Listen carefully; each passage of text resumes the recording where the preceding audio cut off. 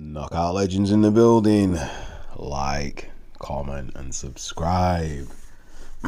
So I just watched the Tyson Fury vs Oleksander Usyk reignited, and I'm gonna give my thoughts on it. First thing I need to say is congratulations to both fighters. It's a great fight, and while the first fight was better, arguably still a good boxing chess match and good IQ displayed. Unfortunately, I don't agree with Tyson Fury, and I do think it was a close fight, but not as close as Fury was saying. I think Usyk won by at least 3 to 4 rounds. The judges' scorecards, you can quibble here and there, more or less right.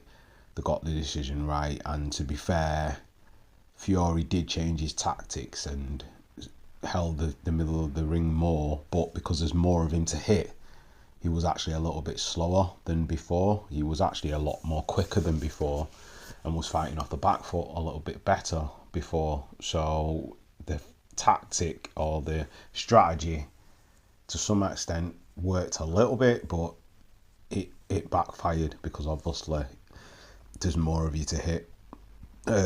He didn't employ the uppercut as much in this fight when he could. That probably would have helped because that did hurt Usyk in the first fight. But Usyk knew, and obviously because he was a lot bigger, there's more of him to hit, easier to get out of the way. I just think, I'll be honest, from day one, he's never wanted to fight Usyk anyway, and also he's said it vocally. The only reason he fought him is because obviously once the Saudis came in and the money was there and the money was on the table, he did it. It's like with Joshua. He would have fought Joshua if the money was on the table, but he used Joshua to clout chase, to boost his advertising for his fights, especially the ones with Wilder, to push his brand, and in a sense it's worked. You know, he's kind of followed Deontay Wilder's blueprint of conning the public, in a sense where you pad up your resume in a sense with half decent fighters, and then what you do is you make a spectacular defense or spectacular beating of a certain fighter that's okay, and then you hype it up, because that's all Deontay Wilder really was. Once he had to actually fight proper top 10 opposition, he was found lacking. He was found lacking in the Luis Ortiz fights. He arguably lost the first fight. The referee saved him. Yeah, he beat him in the second fight, but he was losing until he knocked him out. He was even losing against Artur Spilka until he knocked Spilka out. So, you know, the athleticism, the power, whatever it was, saved Deontay Wilder, the momentum of the punches as well. But like, obviously with all things, things come to an end, and when you have to fight somebody that can actually box decent and is not going to kind of fall for that kind of thing, you win.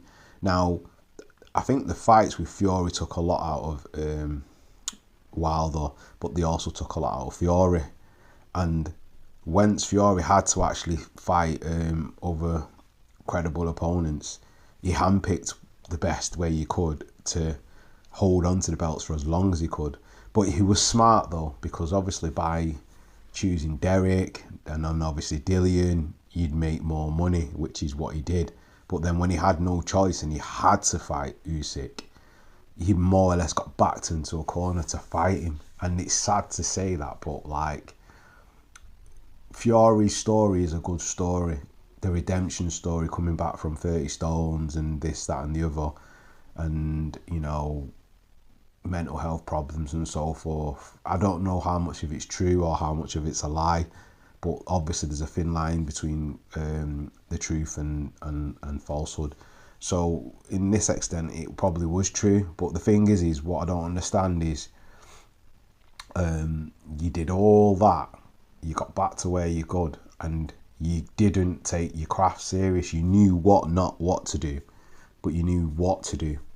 And I think once you left Peter Fiore, it was downhill from there. Once that split with Peter Fiore happened, you were never going to be kept in check, because Peter was the person that kept you in check. If you'd have been with Peter now, imagine what you would have accomplished in your career.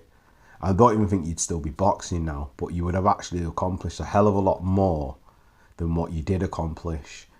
And I'm not saying that what you've not accomplished coming back isn't good, but it could have been better, and maybe you wouldn't have as much wear and tear on your body, and do you know what I mean? And had to go through so much just to get what you wanted. And like, in a way, I'm not saying it's ruined his legacy or ruined his record, but it's kind of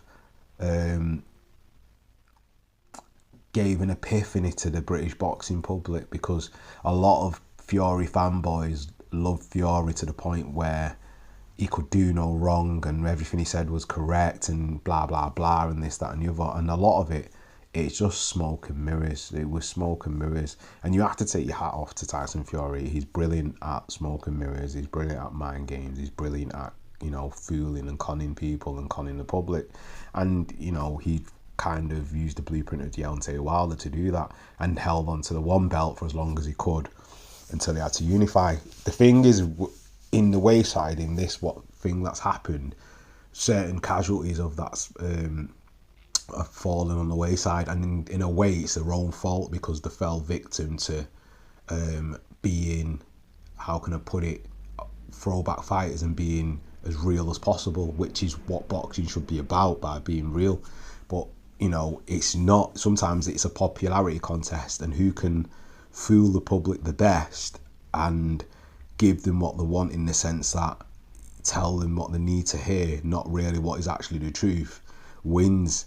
And then obviously in this tribal sport, your tribe actually accounts for something, which will actually help you in the gains of the popularity contest, elevate and make more money within the world of boxing. But anyway, back to what I was talking about with Fury, the victims, I'd say, obviously Anthony Joshua, Dillian Whyte as well. The victims that are fallen on the wayside because of Fury, and what he's done with the boxers and the way he's done things. It's kind of ruined, in a way, certain fighters' careers, because we've been robbed of some of the fights that we should have got sooner, especially the Anthony Joshua versus Fury fight. Why would you negotiate a fight if you knew you had arbitration with Deontay Wilder and you had to fight him? You knew full well you had to fight him. You knew he activated a rematch, but typical Fury wants to back out of a fight and not fight someone because it's not what he wants at this moment, and he wants to make money. But then you negotiate with Joshua and then basically do a U-turn at the last minute and then throw him under the bus. And it's sad because he didn't get enough stick for that when he did that, Fury, and he got away with it. Now, fair enough, he did give Dillian Whyte his chance to fight, but the mind games going up to it, playing, will he fight him, will he won't he, will he fight him, will he won't he, I think that kind of messed with White's head to the point where it messed him up mentally as well as physically. And then when he did have the chance to fight him, he didn't fight the right fight. It was bizarre, you know. But again, White's is victim of his own success as well, by having fights what he shouldn't have had and waiting for his chance and probably saying things he shouldn't have said. That, you know, it's his own fault. You know, he was trying to fight Deontay Wilder for so long that he kind of actually, again, ruined his own path. But also chasing the Anthony Joshua rematch. But then when he did get the chance to get the rematch, failed on PEDs. Now, lightning strikes once, twice, but not 3 times. We can give you a blight twice, but not 3 times. You know, the first one was jacked. The second one may have been contaminated, the B sample was contaminated, and the first sample was contaminated and the B sample was fine. So it turns out, you know, somebody tried to stitch you up. But the third time, we've not heard anything about what had happened then.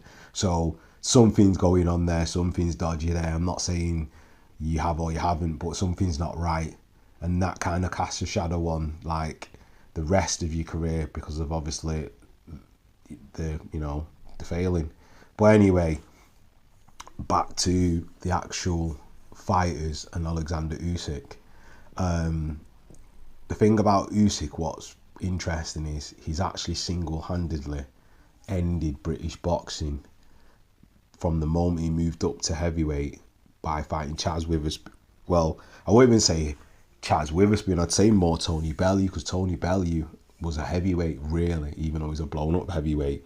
But once he's had that transition with Tony Bellew, and then he fought him, and then he beat Bellew, and then he moved up, and then he fought Chaz Witherspoon, then Derek Chisora, then the 2 Joshua fights, then Dubois, and now the 2 Tyson Fury fights. We've actually seen him end the reign of the British boxing champions, and it's kind of sad. He's basically the dream killer. He's killed British boxing. He's the guy that's killed British boxing. He's absolutely strangled it and murdered it, like what he did in the cruiserweight division.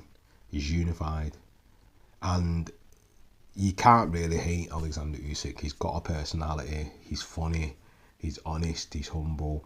He's Christian. He's, you know, he's a devout Catholic as well. You know, he's religious. Even to the point where you actually get the sense that even some of the times, even when he may have been wrong, you can kind of give him a little bit of a leeway.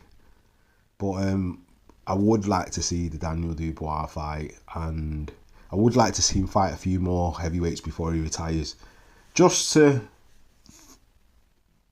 like, make it without question that he's the best. We know he's the best, but I wouldn't mind the Josie Parker fight, or the winner of that fight, and then possibly any one more of a heavyweight that's come up and coming or not far behind the pack to see it out. But anyway, back to the fight, with the scoring being 116, 112, 116, 112 by all the judges, and then Fury saying what he was saying, that he won by 3 to 4 rounds. It's a bit rich, because he should have been looking to knock Usyk out. That's what the extra weight was for. That's what holding the ring was for, and that's what the jab was for, you know. And he did get some good shots off his trademark jab and right hand, double jab and right hand. It was there to be seen, but Usyk, it's like chasing shadows. He was chasing shadows most of the fight, and when he did hit Usyk would ride the punches and then move and switch and feint and then do his own stuff and counter. And he punched a lot with Fury within the fight, so you had that aspect where Usyk kind of knew how the fight would play out based off the way Fury turned up and his weight. So he kind of anticipated everything that he needed to know that he would be able to overcome. And I think Fury, in some aspects, he was a little bit more aggressive, but still a little bit cautious, because he didn't want to get knocked out again. And he'd been knocked out, and I think the extra weight was to make his chin more durable, because he's more robust when he's heavier. When he loses weight, he's easier to knock over. Hence the first Deontay Wilder fight, and obviously other fights as well where he's been a little bit lighter. But the thing is you give up your fitness and your manoeuvrability with the extra weight. You know, if you actually can train at that weight and move at that weight, then that's fine. But if you had to go up to that weight, then you are going to lose a bit of stamina and a bit of speed and a bit of agility as well. But anyway, it was a complete, I wouldn't say shutout, but it was, Usyk closed the rounds and showed that he was winning in the rounds that he did win. You know, The first 4 rounds may have gone to either fighter, back and forth, you know. But the later rounds, Usyk took more majority of them. Fury might have took a couple, but it was either here or there. He didn't do enough to actually push him back and impose himself on him like Fury likes to do. But I think it's a sign that Fury's getting old. We knew this from the Ngannou fight, that he wasn't the same Fury from before. You know, even the Dillian Whyte fight, he didn't do anything until we actually caught Dillian Whyte with the shot that he caught him with. He was cautious all the way through that fight, even though Whyte was absolutely pants. He was absolutely rubbish, you know. So I don't know. But anyway, I do think Fury's a little bit delusional, and I think it's just ego. It's just the fact that he's lost, that he's saying what he's saying. But anyway, what are your thoughts on this fight, and who did you think won? And do you agree with Fury or do you agree with the judges? Leave your thoughts in the comment section. Like, comment and subscribe. And that is another one from the one and only Knockout Legends. Peace.